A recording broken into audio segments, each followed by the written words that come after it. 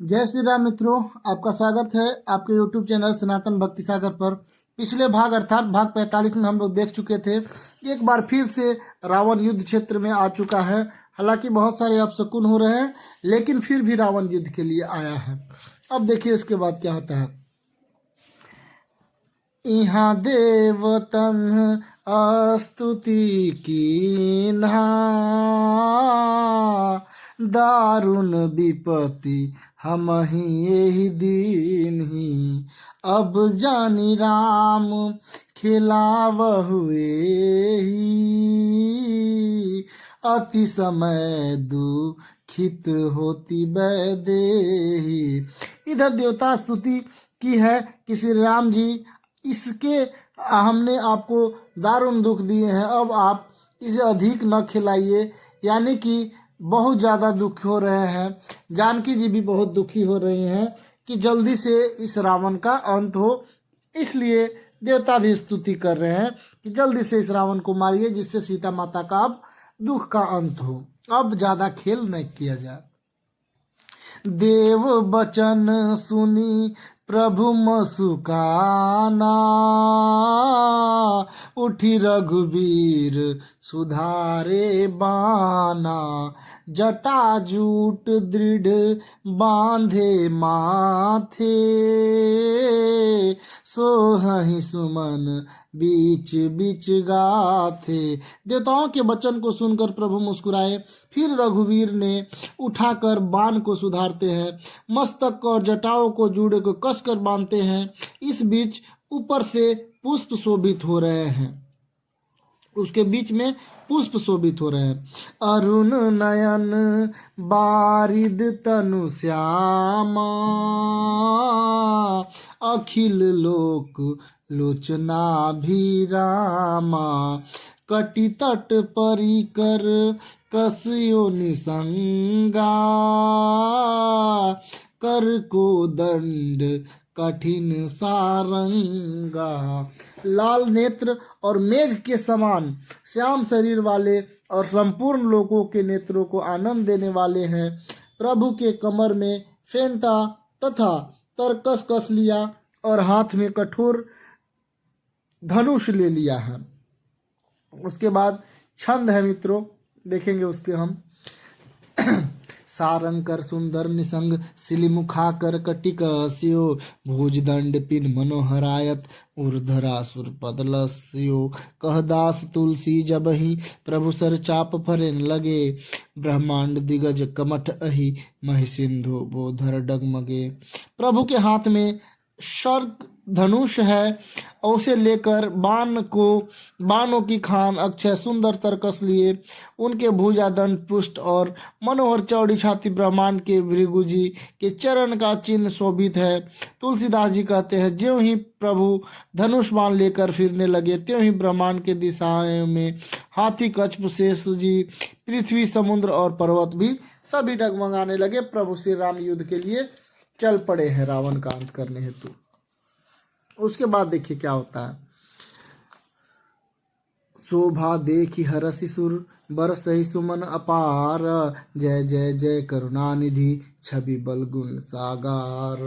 अर्थात भगवान की शोभा देखकर देवता हर्षित होकर फूलों की अपार वर्षा करने लगे और शोभा शक्ति गुणों के धाम करुणानिधि प्रभु की जय हो ऐसा पुकारने लगे। उसके बाद का चौपाई है। एही बीच निशाचर आनी,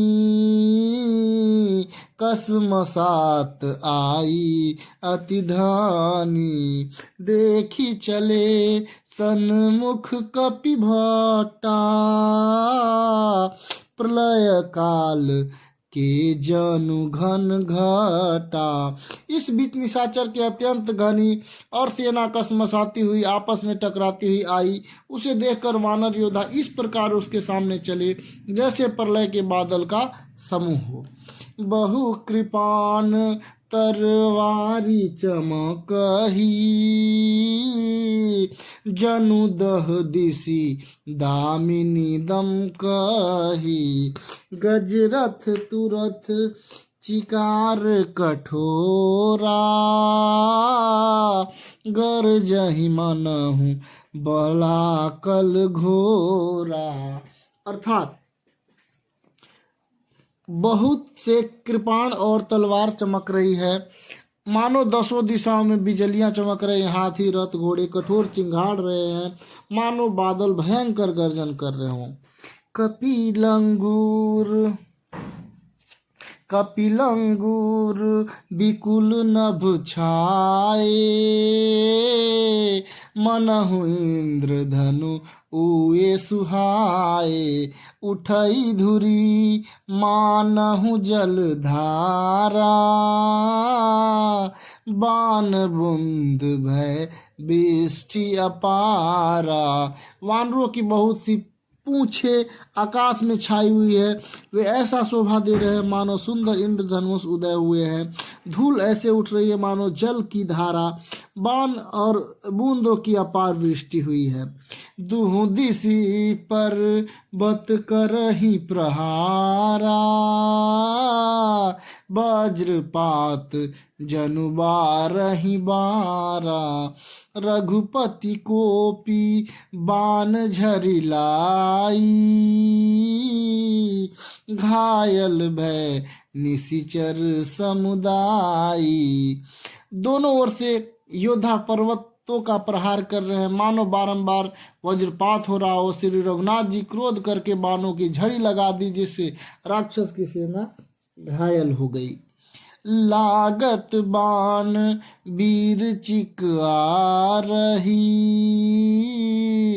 घुर्मि घुर्मि जहाँ तह मही पारही। सत्रवहि शैल जनु निर्झर भारी, सोनित सरी कादर भयकारी। बाण लगते ही वीर चित्कार कर उठते हैं और चक्कर खाकर जहाँ तहाँ पृथ्वी पर गिर पड़ते हैं। उनके शरीर से ऐसे खून बह रहे हैं मानो पर्वत की सारी झरनों से बह रहे हैं जल। इस प्रकार डरपोकों के भय उत्पन्न करने वाली रुधिर की नदियाँ बह चुकी है। बहुत भयंकर युद्ध चल रहा है राम और रावण के बीच, जिसमें बहुत सारी सेनाएं अपनी जान और गंवा रही हैं, वीर गति को प्राप्त कर रही है। उसके बाद छंद है मित्रों। कादर भयंकर रुधिर सरिता, चली परम अपवानी। दो कुल दल रेत चक्र, अर्बत बहत भयानवी। जल जंतु गज पदचर तुरग, खर विविध वाहन को गने। सर शक्ति तोमर सर्प, चप तरंग चर्म कमट घने। डरपोकों का भय उपजाने वाला अत्यंत अपवित्र रक्त की नदी बह रही है। दोनों दल उसके दोनों किनारे हैं, रथ की रेत और पहिए भंवर है। वह नदी बहुत भयावह बह रही है। हाथी पैदल घोड़े गधे तथा अनेक सवारियां हैं, जिनकी गिनती कौन करे। नदी के जल जंतु वन शक्ति तोमर सर्प धनुष तरंग सब वे सब बहुत से कछुए हैं। वीर वीर परहि जनु तीर तरु, मज्जा बहु बहु फेन। कादर देख डरहि भव तह, सुभटन के मंचे न। अर्थात वीर पृथ्वी पर इस तरह गिर रहे हैं मानो नदी के किनारे वृक्ष ढह रहे हैं। बहुत से सी मज्जा बह रही है, वही फेन है। डरपोक जहाँ इसे देखकर डरते हैं, वहीं उत्तम योद्धा मानो सुख होता है। बहुत भयंकर युद्ध चल रहा है। मंजहि भूत पिशाच बेताला, प्रमथ महा जो टिंग कराला। काक कंक लय भूजा उड़ाही, एक ते छिनी एक लय खाही। भूत पिशाच और बैताल बड़े बड़े झोंटों वाले महान भयंकर झोटिंग और प्रमथ शिवगण उस नदी में स्नान करते हैं और कौवे और चील भुजाएं लेकर उड़ते हैं और दूसरे छीनकर खा जाते हैं। एक कहीं ए शिव सोंघाई, सठहु तुम्हार दरिद्र न जाई। कहरत भट घायल तट गिरे, जह तह मनहु अर्ध जल परे। अर्थात एक कोई कहते हैं और मूर्ख ऐसी मछली बहुत आयत, फिर तुम्हारी दरिद्रता नहीं है। घायल योद्धा तट पर पड़े कराह रहे हैं, मानो जहाँ तहाँ अर्ध जल और मरने समय आधे जल में रखे जाते हैं वैसे पड़े हुए हैं योद्धा, बहुत सारे मर रहे हैं। खैंचहि गीध आत तट भये, जनु बंसी खेलत चित दये, बहु भट बहहि चढ़े खग जाहि, जनु नावरी खेलहि शरमाहि। गिद्ध आते खींच रही हैं जो मारे गए हैं योद्धा, मानो मछली के नदी तट पर तरते चित लगाए हुए हैं, ध्यान से देख रहे हैं, बंसी खेल रहे हैं, बंसी से मछली पकड़ रहे हैं। बहुत से योद्धा बहे जा रहे हैं और पक्षी उन पर चढ़े चले जा रहे हैं, मानो वो नदी में नावर क्रीड़ा खेल रहा हो। जोगिनी भरी भरी खपर सचही, भूत पिशाच बंधु नभ नचही, भट कपाल करताल बजावही, चामुंडा नाना विधि गावही। योगिनियाँ खप्पर में भरकर खून जमा कर रही हैं, भूत पिशाच की स्त्रियां आकाश में नाच रही हैं, चामुंडाएं योद्धाओं की खोपड़ियों पर करताल बजा रहे हैं और नाना प्रकार से गा रहे हैं। जम्बुक निकर कट कट कट हई, खाही हुआही अघाही दपटही, कोटिन रुंड मुंड बिनु डोलही, शीस परे मही जय जय बोलही। गीदड़ के समूह कट कट शब्द करते हुए मुर्दों को काटते हैं, खाते हैं, हुआ हुआ करते हैं और पेट भर जाने पर एक दूसरे को डांटते हैं। करोड़ों धर बिना सिर के घूम रहे हैं और सिर पृथ्वी पर पड़े हुए जय जय बोल रहे हैं। बहुत भयंकर स्थिति है, बहुत सारे योद्धा मारे जा रहे हैं। अब देखिए उसके बाद छंद है।